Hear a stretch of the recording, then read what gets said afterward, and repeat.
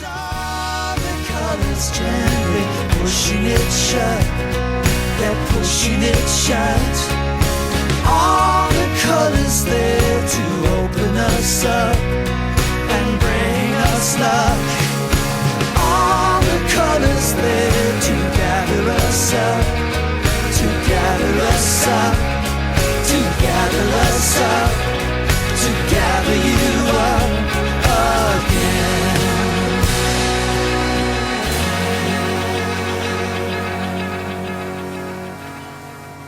Hello and welcome to Challenging Ideas, a word according to ORP Podcast, dedicated to having conversations about controversial ideas.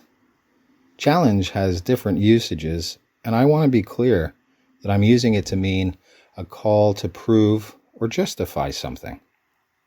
The source for these challenging ideas will be both myself and audience members like you. In some shows, we'll present ideas that are challenging, and in other shows, we'll be challenging ideas.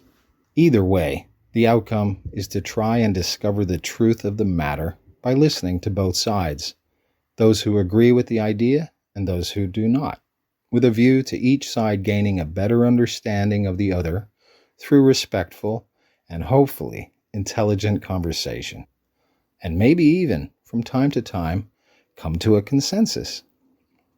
This being the first show in this series, I would like to consider an idea that is not only topical, but, I feel, in immediate need of being discussed and understood. This idea has been put forward by my beautiful wife, who was the first person to be so kind as to subscribe to this show, and also my biggest fan. So here it is. Challenging idea number 1. Johnny Depp's win is a major step forward for all victims of domestic violence, especially men. This should be the definitive takeaway from the explosive Depp Heard trial, but sadly it isn't, at least not so far. It's my goal to be a part of changing that by keeping this conversation going until the message has been taken on board and the necessary positive changes have been made. Too many men have suffered domestic violence in silence for far too long, and the time has come for this to stop. Knowing firsthand that domestic violence happens to both women and men, and understanding that men rarely tell anyone due to the fear of being mocked, laughed at, seen as wimps or cowards, and or simply being disbelieved, Depp winning this case should help to lessen the stigma surrounding domestic violence against men and increase male victims' confidence in speaking up and being treated fairly, seriously, and equally to women. Men do not demand that they must immediately be believed when they make an accusation of this kind. Absolutely not. They just want to know that, should their case end up in court, they'll receive due process, which is to say, they will be entitled to a hearing before an impartial judge and treated fairly by the judicial system. If the world had its head screwed on right, the mantra, Johnny Depp's win, is a major step forward for all victims of domestic violence, especially men, would have spread like wildfire. It would have been the hot topic on the tip of everyone's tongues for at least a week or so. It would have been the leading story on the front page of newspapers and all forms of social media. The world would have shared a collective sigh of relief in the wonderful news that we had moved one sizable step closer to fairness, justice, and egalitarianism. Instead of becoming members of movements that insist on rights for this group or that group, which only tends to create more division, hatred, and violence, why can't we evolve to the more profound and pragmatic position of believing and supporting the principle that all people are equal and deserve equal rights and opportunities? Sadly, but not surprisingly, the world sharing a collective sigh of relief in response to the verdict of the Depp Heard trial was not the case, because the world does not have its head screwed on right. The message those of us interested in truth and justice and equality, so desired and deserved to hear, is being drowned out by a very different and erroneous one that is toxic and dangerous, especially to all women everywhere, and continues polluting the majority of mainstream media. If you have been paying any attention at all, you already know that this despicable message has somehow managed to gain more traction, and you know just who is peddling it. The message is, Amber Heard's loss is a major step backward for women who suffer domestic violence. Wow, talk about flipping the script. This lie was repeated by Elaine Bredehoft, one of Heard's lawyers, during 2 television interviews days after the trial came to a close, amidst an unprofessional spewing of provable untruths. Heard herself pushed this narrative in her Twitter response to the verdict when she wrote, "I'm even more disappointed for what this verdict means for other women. It is a setback. It sets back the clock to a time when a woman who spoke up and spoke out could be publicly shamed and humiliated. It sets back the idea that violence against women is to be taken seriously." Heard's assertion, as that of her lawyers, was stated without a shred of evidence to back it up. As with much of what Miss Heard says, the opposite of this claim is true. She has claimed that Depp physically, mentally, sexually, and emotionally abused her. The evidence showed the jury, as well as the majority of those watching the trial live on social media, that she was the one who abused Depp. Heard claimed she donated millions to charity. The evidence showed she did not. She claimed she did not defame Depp in an op-ed she wrote in 2018. The jury disagreed. As of this recording, the Heard lie count keeps rising. In fairness to her, I'd like to thank her for unwittingly, single-handedly dealing a crippling blow to the monster the Me Too movement, over the years, has metastasized into. Her loss to Depp will hopefully get them to return to their initial purpose, which was being a social movement against sexual abuse, sexual harassment, and rape culture, in which people publicize their experience of sexual abuse or sexual harassment. But enough about Miss Heard. There has been more than enough attention paid to her at this stage. Let's take a look at some of what Depp said in his Twitter response to the verdict. "I am," he said, "and have been, overwhelmed by the outpouring of love and the colossal support and kindness from around the world. I hope that my quest to have the truth be told will have helped others, men or women, who have found themselves in my situation, and that those supporting them never give up. I also hope that the position will now return to innocent until proven guilty, both within the courts and in the media." Depp is referring to how the Me Too movement's mantra of "believe all women" or "all women must be believed" when they make an accusation of domestic violence against a man, and how this attitude turned the position of innocent until proven guilty into guilty until proven innocent. Consider this. Think of the worst crime you can imagine. Got it? Now imagine that someone accuses you of committing that crime. The accusation gains traction in your family, your social circle, your neighborhood, and before you know it, the news cycle too. And it seems to you like the whole world is talking about it, talking about you, judging you, even before the whole story is told, before your accuser provides evidence, before you get a chance to defend yourself. You discover that people have already decided that you are guilty. How do you think you would feel? Then, after much investigation takes place and you are found not guilty by a jury of your peers, you discover that people still think you are guilty. How do you feel about that?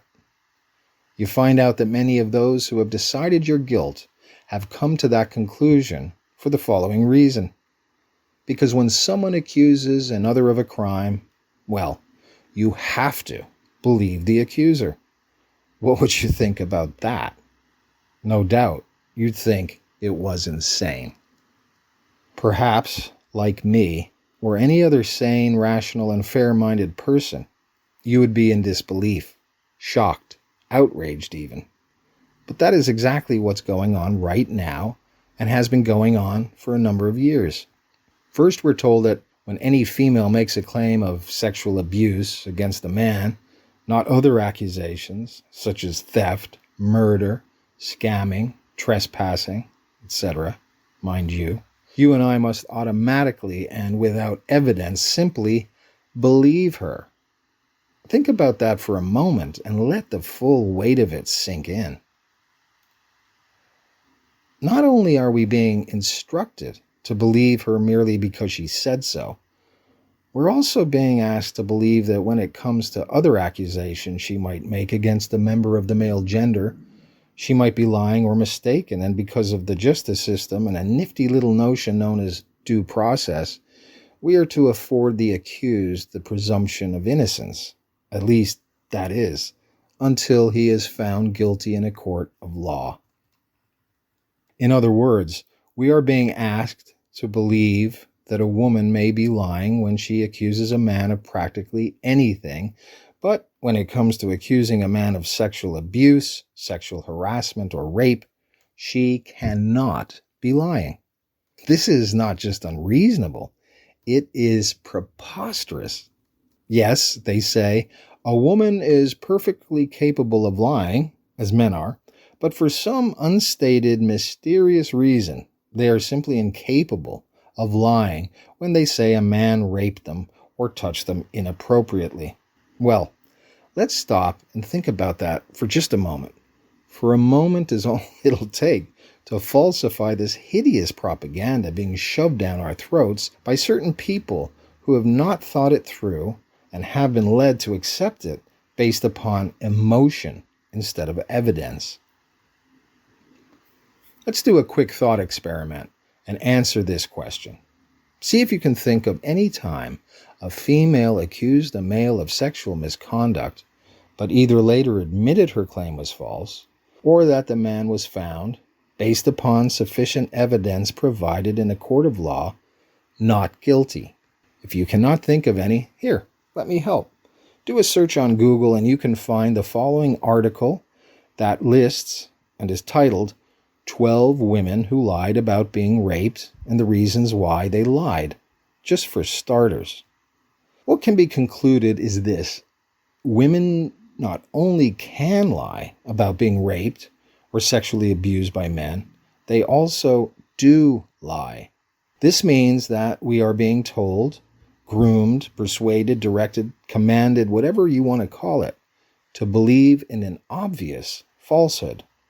Why would the people pushing this agenda want us to believe in a falsehood? Who are they specifically, and what are their motives for lying to us?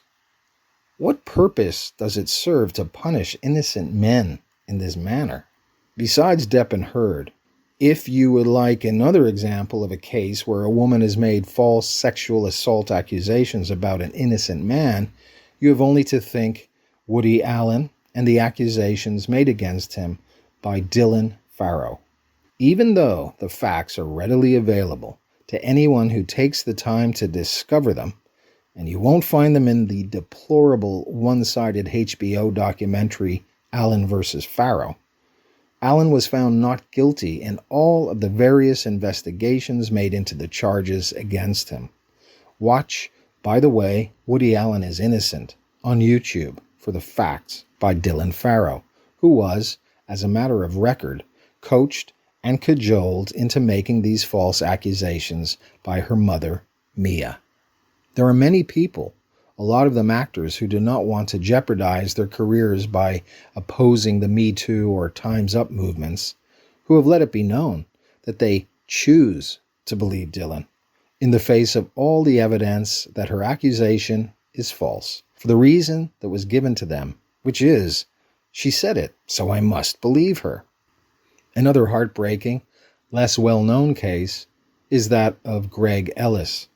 Briefly, just before his life was destroyed by a vindictive phone call made by his then-wife, he had been a successful actor best known for playing Lieutenant Commander Groves in the Pirates of the Caribbean franchise and Chief Engineer Olson in J.J. Abrams' Star Trek, a married man and father of 2 young boys. His wife called the police and falsely claimed that he was threatening to hurt himself and the boys. Before Ellis knew what was happening, he was in torture cuffs, being led from his home and his sons, none of which he would see again, and sectioned in a psychiatric ward. No due process, no innocent until proven guilty. Ellis is now dedicated to exposing the cartel of family law and helps others through his charity, Children Parents United, CPU, which aims to promote and improve child well-being, resulting in enhanced relationships and reduced conflict for those children and parents navigating our current family law systems. Ellis has a YouTube channel called The Respondent, which is also the name of his best-selling book about his harrowing experiences, heartbreak, and successes since his troubles began, and I recommend it highly to anyone who is prepared to have potentially worldview-altering insight into the situation with family and divorce courts, as well as the false narrative about men and women. I put a link in the description below to one of his shows where he has a guest named Aaron Pitsey, a care activist, novelist, and founder of the first domestic violence shelter in the UK in 1971, who shares some mind-blowing facts from her experiences, research, and work in the field. Here are the 3 pieces of information I remember from that show off the top of my head. 1. 10 divorced men commit suicide every single week in the United States of America. 2. 52% of domestic violence is male on female, while 48% is female on male. 3. The women that came to Pitsey's shelter were grateful to be able to finally get some help because everyone had kept telling them that they were the victim, and now they were able to be honest and admit that they were the perpetrator of the domestic violence. Pitsey opened another shelter in the U.S., and her findings, that were mainly contradictory to the accepted narrative, were the reason she was closed down and silenced. Also on this show, she said the following regarding Johnny Depp's trial. This was Depp getting a voice, she said, and men getting a voice for the first time. If Amber Heard was a man, she would be in jail. Pitsey expressed her gratitude to Johnny Depp for putting himself in the position of being ridiculed so as to help other men stand up and use their voice. It is worth noting that Pitsey started out as a feminist and women's rights activist, and due to her experiences is now an activist for men's rights. Again, I have put a link in the description below to the Respondent Podcast, which I've just talked about, and I'd be extremely grateful to you if you could please visit, like, subscribe, and let Greg know that ORP sent you. The way things are shaping up, it looks like Marilyn Manson, aka Brian U. Warner, has been accused by ex-girlfriend Evan Rachel Wood of sexual abuse, including rape, is going to have to go through what Depp and Ellis have if Wood has the audacity to continue down the road she is on, which is creepily similar to that of Amber Heard. Total destruction of a man's career, character, and life based upon what appears to be a mountain of lies. Of course, I do not know for certain whether Manson is guilty of the accusations being leveled against him, but my extensive research into this case, considering all the evidence, I am leaning toward Manson's innocence. But I will refrain from coming to a conclusion until after the trial, if there is one. To be clear, any man who is guilty of any kind of sexual misconduct against a woman, or another man, or a child for that matter, should be punished appropriately. But what happens when people buy into this narrative and their knee-jerk reaction to a claim causes them to default to the position of, he must be guilty because she said so? Innocent men have their lives ruined as a result of this emotionally charged, rush-to-judgment ideology that pervades the media and apparently has brainwashed the uninformed, uncritical masses. What about a female who accuses another female of sexual misconduct? Do they tell us that we must believe this sort of claim? No, they don't. Why do you think that is? It seems a little inconsistent, doesn't it? Or what about if a man accuses a woman of sexual misconduct? Do they tell us we must believe him just because he says so? No, they don't. What about if a man claims that another man sexually assaulted him? Are we supposed to just automatically believe him? No, we're not. That the only circumstance in which we must believe a person who claims to have been sexually assaulted is when a female accuses a male is the epitome of special pleading, which is a fallacy in which the proponent appeals to give a particular interest group special treatment. One of my numerous motivations for making this Challenging Ideas podcast came as a result of seeing that this kind of special pleading is metastasizing like a deadly virus and, if left untreated, will cause much more unnecessary pain, suffering, and anguish for the innocent. Before we all go and lose our minds because of those who want to emotionally manipulate us into the kind of special pleading that benefits them and their incoherent narrative, let's remember a few simple truths and reconsider. Firstly, all humans lie. All the time. Men, women, teenagers, and children. There is nothing we cannot and do not lie about. Police lie, judges lie, lawyers lie. Everyone is capable of lying and, if honest with themselves, have lied at some point in their life and will almost certainly do so again. Sometimes lying is necessary and good. Humans living in a free country have basic rights, and thankfully, one of them is due process. That's fair treatment through the normal judicial system, especially a citizen's entitlement to notice of a charge and a hearing before an impartial judge. In a fair and civilized society, it is agreed that a person shall be presumed innocent of any charge until he or she is proven guilty. It is in uncivilized and uneducated lands that the masses rush to knee-jerk judgment based upon fear, hatred, and or superstitious beliefs.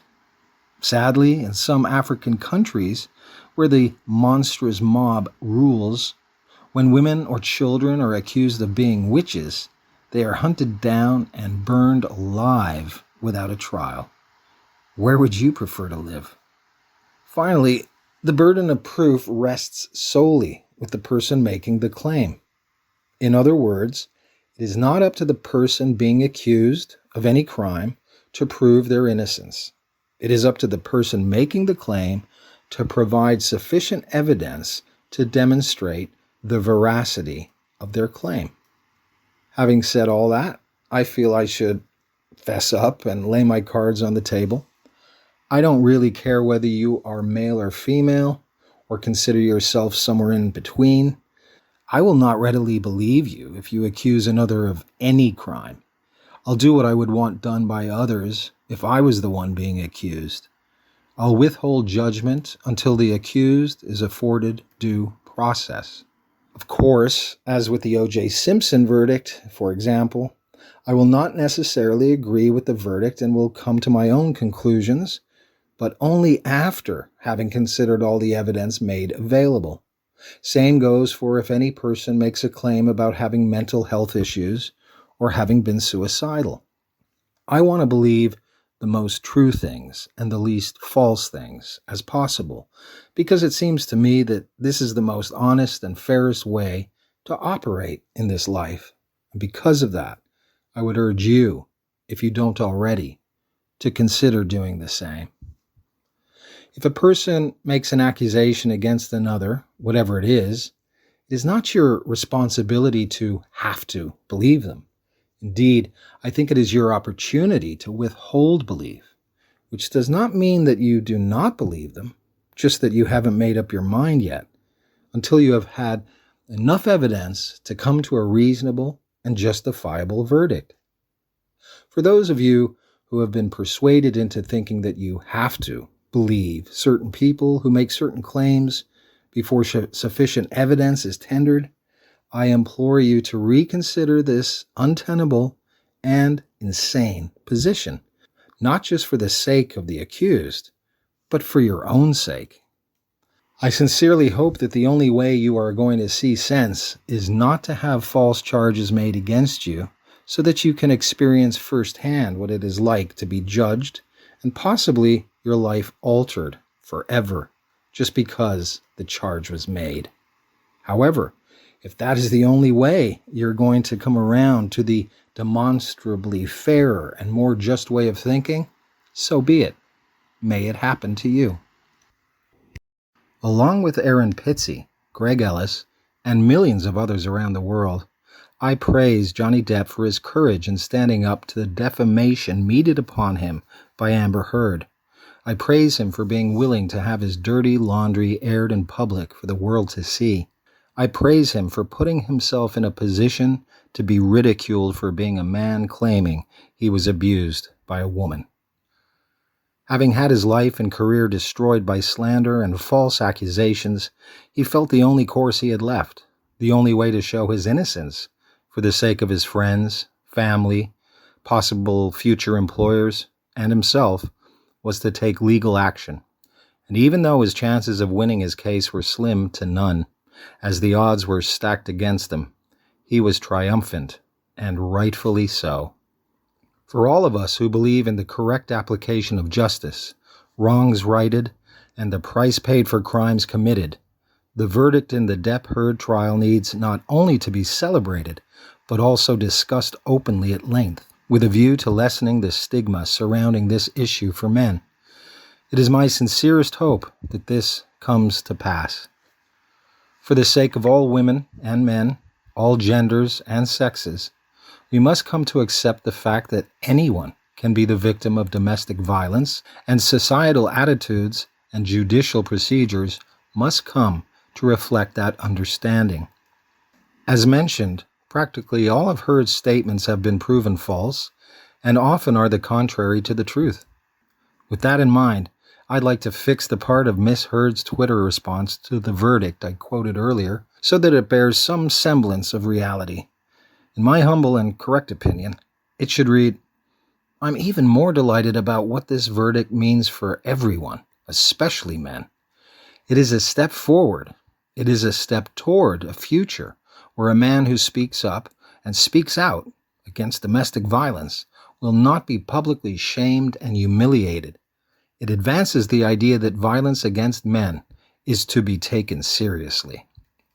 Johnny Depp has helped the world move toward the acceptance of the fact that no true victim of domestic violence should shy away from seeking help due to fear of being scorned or disbelieved. He has given much-needed confidence to all true victims of all forms of domestic violence to feel safe in seeking help for their situation in the knowledge that they will be taken seriously, treated with respect, and not be judged until all the facts and evidence have been thoroughly explored. Thank you for everything you have done to further the cause, Mr. Depp. The world that has its head screwed on right salutes you. There are countless important and urgent conversations we the people should be having, and this one about domestic violence and Depp's stand helping all victims of it, especially men, is certainly near the top of the list. So let's have it. Let's keep the conversation going. And if you don't feel I have provided enough evidence to back up the claims I have made here, well, you do well not to believe me, right? And there it is, the first Challenging Ideas podcast complete. Man, did it take a whole lot longer than I'd anticipated. I hope you enjoyed it and will consider supporting me so I can continue making shows like this one.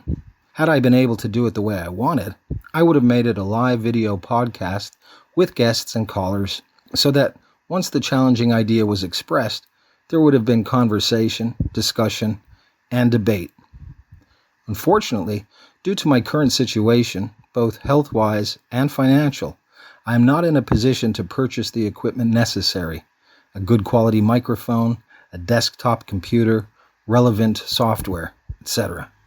I am unable to do the show that way at this point in time.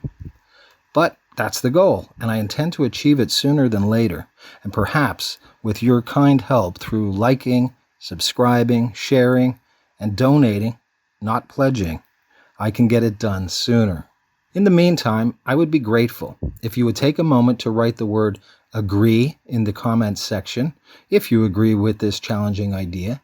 And even better, feel free to follow that with the reasons why and any other pertinent points you'd like to make. Same goes for anyone who is in disagreement with this idea. Type the word disagree in the comments section, followed by your reasons and any points you'd like to make. I will make another podcast dealing with your comments, points, and questions. When faced with disagreement, as human beings, we have only two choices. One is communication, the other is violence. I'm on the side of communication and hope you are too. Call me old-fashioned, but I still believe that two people who do not agree on an issue can still be kind, respectful, and friendly to each other. One last thing before saying goodbye. I invite you to put forward any challenging ideas you would like to have considered for discussion on the show. Thank you so much for sharing your time with me, and I look forward to hearing from you, and maybe, in the near future, speaking with you on the show sometime. Until then, be well, be kind, and most of all, be yourself. Pushing it shut, that pushing it shut. All the colors there